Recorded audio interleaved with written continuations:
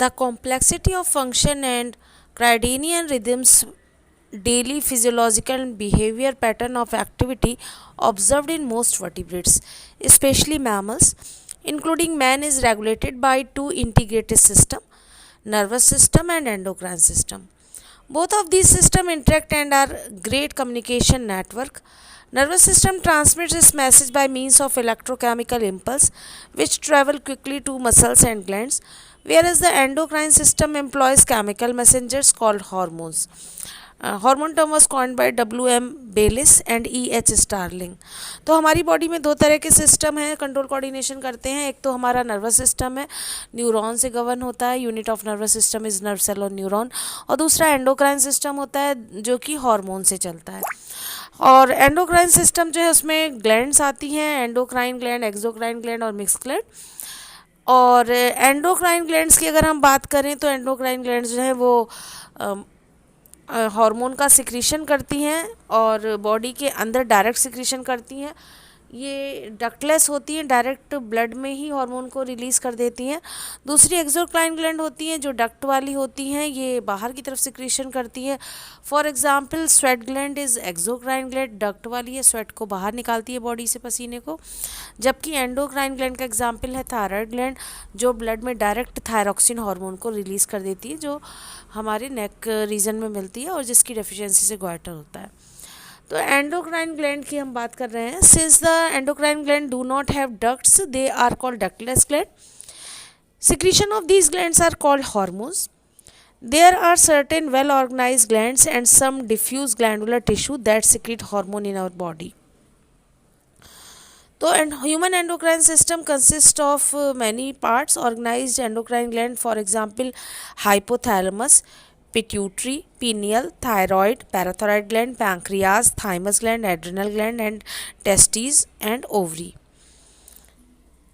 Hormones की बात करते हैं जो कि ग्लैंड से सिक्रीट होते हैं. हॉर्मोन्स की क्लासिकल डेफिनेशन क्या है? Hormone is a chemical secreted by an endocrine gland and released into the blood and transported into a distantly located target organs.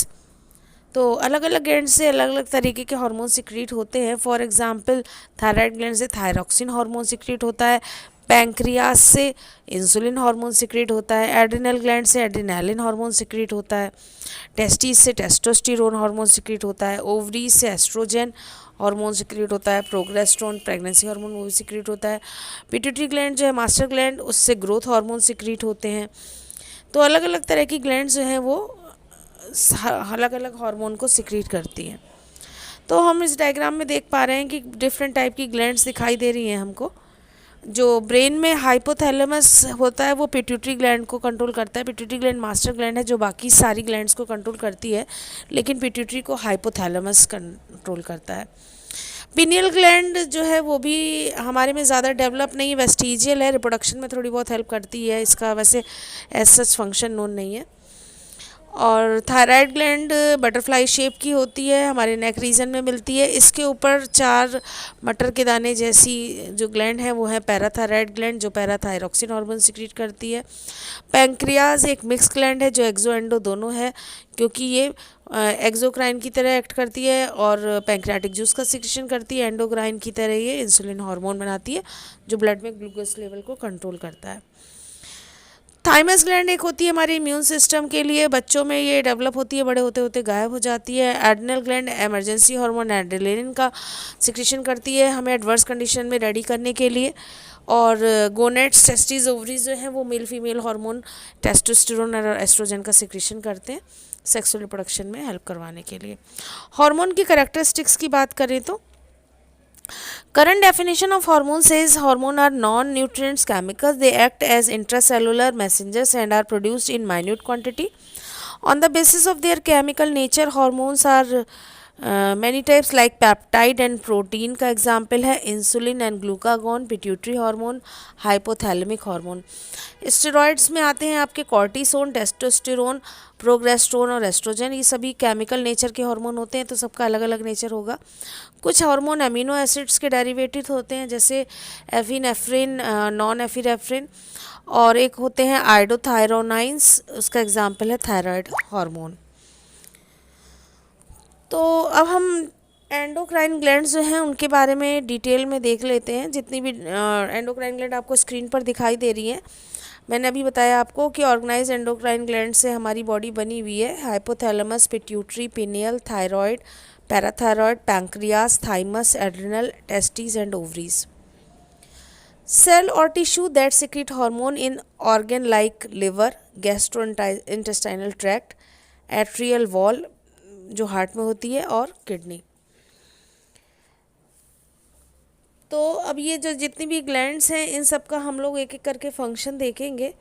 तो सबसे पहले जो मैं आपको बता रही थी कि हाइपोथैलेमस जो है हमारा मेन ब्रेन में ऑर्गन, जो कि आपको मैंने बताया था कि ब्रेन का मिड ब्रेन में जो डाइनसेफलॉन होता है, डाइनसेफलॉन के दो पार्ट थे, thalamus and hypothalamus.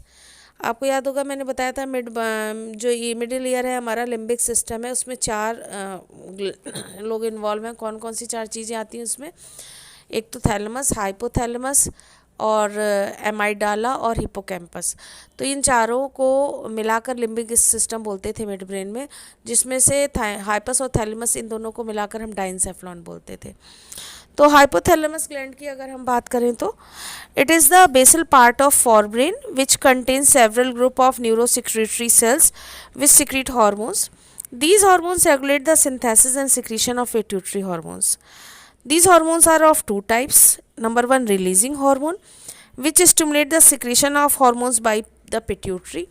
Example, gonadotropin releasing hormone, that is GnRH, stimulate the synthesis and release of gonadotropin, that is follicle stimulating hormone FSH, and luteinizing hormone LH from an anterior pituitary.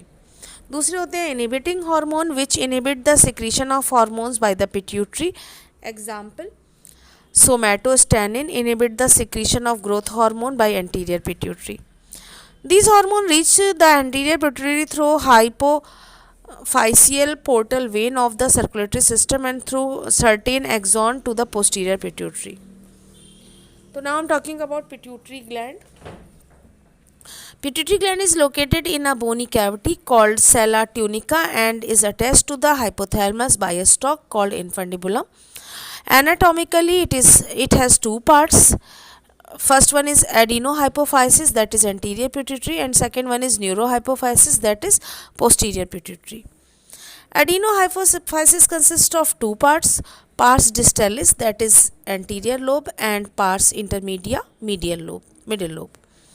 Pars distalis secrete the hormones, many hormones, and now I am talking about function of these hormones. And name of hormones are growth hormone GH, TSH means thyroid stimulating hormone, ACTH adenocorticotropic hormone, FSH follicle stimulating hormone, luteinizing hormone, that is LH, and prolactin PRL. तो growth hormone की बात कर लेते हैं। Excess secretion, hyper functioning of growth hormone during childhood stimulate abnormal growth of the bones, leading to the gyatism. Low secretion, that is hypofunctioning of growth hormone, result in stunted growth and leads to dwarfism. Excess secretion of growth hormone in adults, especially in the middle age, causes a disorder called acromegaly, which is characterized by extreme disfigurement of face. It may lead to serious complication and premature death if not treated, but it is hard to diagnose it in the early stages. तो हम function की बात कर रहे हैं pituitary gland की। Pituitary gland located होती है एक बोनी कैविटी में, जिसको हम स्केला टर्सिका कहते हैं, और ये अटैच होती है हाइपोथैलेमस से एक स्टॉक के थ्रू, जो डायग्राम में आप देख रहे हैं, जिसे इन्फंडिबुलम कहा जाता है। एनाटॉमिकली इंटरनल स्ट्रक्चर की बात करें तो उसके 2 पार्ट होते हैं, एक तो एडिनोहाइपोफाइसिस एंटीरियर पिट्यूटरी और neurohypophysis posterior pituitary.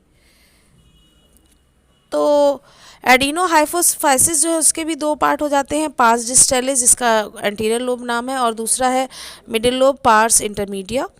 Parse distalis secrete करता है हार्मोन और उनके फंक्शंस भी अलग अलग हैं। ग्रोथ हार्मोन जो है GH, उसका एक्सेस में सिक्रीशन होता है, हाइपर फंक्शनिंग होती है ग्रोथ हार्मोन की, तो चाइल्डहुड में ये एबनॉर्मल ग्रोथ कर देता है बोन्स की, जिससे गैटिज्म हो जाता है। कम सिक्रीशन होता है तो हाइपो फंक्शनिंग होती है ग्रोथ हार्मोन की, जिससे ग्रोथ कम हो जाती है और बोनापन डॉफिज्म आ जाता है। एक्सेस सिक्रीशन ग्रोथ हार्मोन का अगर एडल्ट में होता है, स्पेशली मिडिल एज में, तो ये एक डिसऑर्डर करता है जिसे एक्रोमेगाली कहते हैं, जिसमें एक्सट्रीम डिसफिगरमेंट हो जाता है फेस में, और इससे कॉम्प्लिकेशन होती है, प्रीमेच्योर डेथ भी हो सकती है अगर इसका सही से इलाज ना किया जाए।